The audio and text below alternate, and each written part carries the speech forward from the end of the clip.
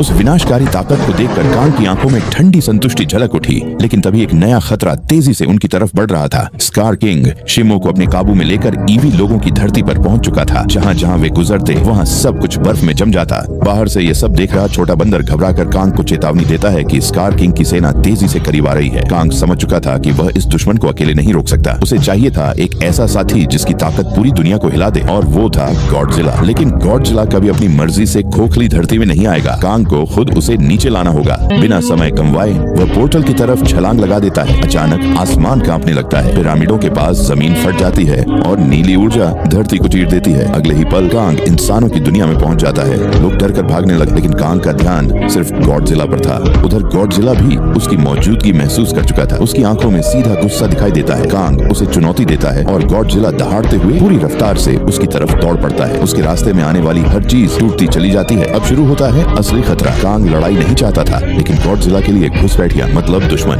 Godzilla जोरदार हमला करता है और कांग जमीन पर जा गिरता है। खुद को बचाने के लिए कांग उसकी आंखों में रेत फेंक देता है। कुछ सेकंड के लिए गॉडजिला अंधा होकर पिरामिड से टकरा जाता है, लेकिन इससे वह और ज्यादा खतरनाक हो जाता है। वह पलटकर कांग को अपने जबड़ों में दबा लेता है। दर्द से तड़पता कांग अपना मैकेनिकल हाथ चालू करता है और पूरी ताकत से गॉडजिला के चेहरे पर लोहे का मुक्का मारता है। धड़ाम।